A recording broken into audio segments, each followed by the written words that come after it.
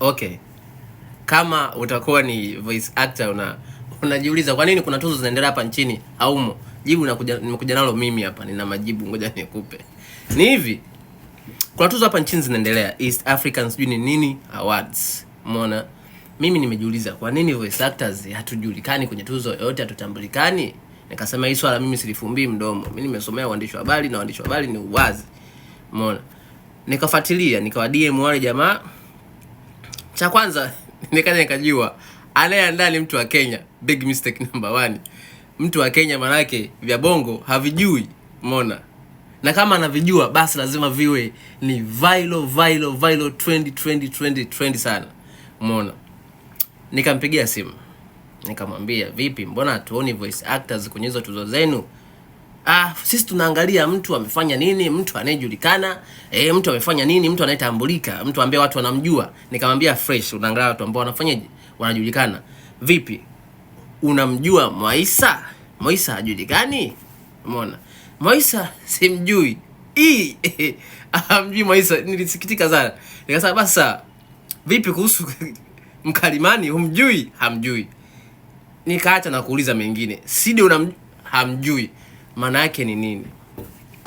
Kosa la kwanza, kama mtu anaandaa tuzo yupo nje. Kuna watu wengine mtoka mnashangaa mnawaona hivi kumbe na huyu, kumbe anafanya kwa uelewa wake, umeona. Hajafanya research. Cha kwanza, unapoandaa tuzo fanya research. Jua hapa Tanzania kuna industry ngapi, jua kuna ma voice actors pia tunafanya kazi humu. Na ma voice actors sio kwamba tunajulikana Mwaisa anajulikana, hamna mtu ambaye amjui Mwaisa. Kama ambaye amjui Mwaisa wapo, lakini hawezi kujulikana kila mtu, lakini Mwaisa anajulikana, public figure, umeona.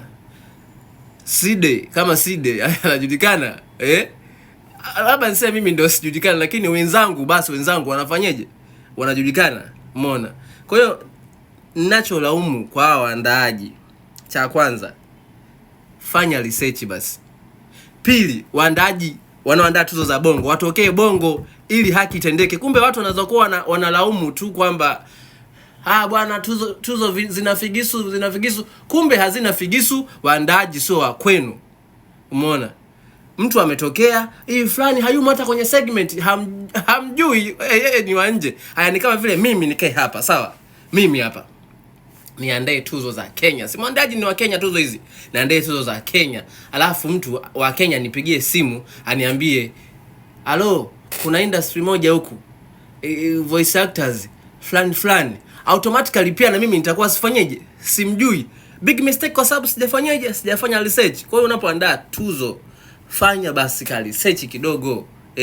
Ujue hiyo sehemu unayoandalia, hata kama ni East Africa, fanya research ya Tanzania, ya wapi, ujue, sio tunakaa mezani ndio hivyo. Kwa hiyo voice actors unayejiuliza labda mbona sisi hatusaminiki, sio kwamba usaminiki, unathaminika, ila waandaaji wa tuzo hawajafanya research ya kutosha, na pia wengi sio wa bongo, umeona. Kwa hiyo to work hard, tufanye kazi, tuvuke mipaka Tanzania, tutapakae Uganda, Kenya, Rwanda, ndio hapo itakuja ile meaning ya kujulikana according to them. Kwa hiyo ndio hivyo. Kingine naomba voice actors, naomba tuheshimike. Kazi tunayoifanya ni kubwa, umeona. Tunaumiza akili, umeona. Tunaomba pia tusaminike, umeona. Madili, umeona, madili.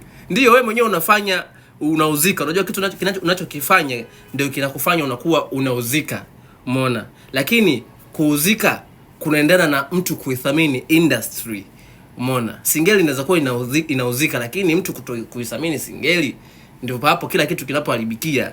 Kwa hiyo voice actors naomba tuthaminike. Cha kwanza, tunafanya kazi kubwa. Ndio hatuonekani kwa sura, tunaonekana machache, hatuna hiyo, ni kwa sababu jinsi tulivyowatengeneza mashabiki yetu ibaki hivyo, lakini tunaomba tuheshimike na tutambulike.